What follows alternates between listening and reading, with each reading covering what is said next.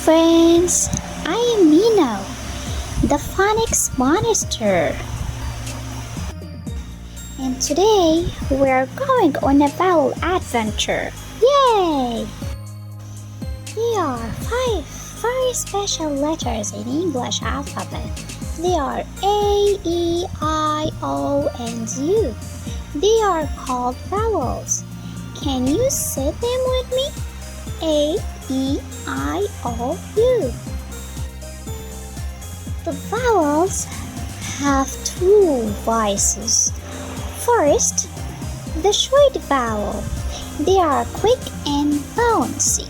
Listen. Letter A, short, says A, like in apple. A, apple.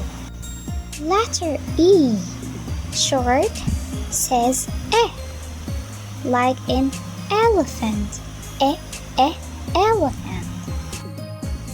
Letter I, short, says I, like in igloo. Igloo. Letter O, short, says O, like in octopus. Octopus. Letter U, short, says A, like an umbrella. Umbrella. Wow! Today we learned the short vowels. Let's say them together.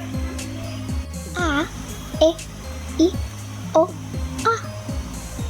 A, E, I, O, A. A, E, I, O, A.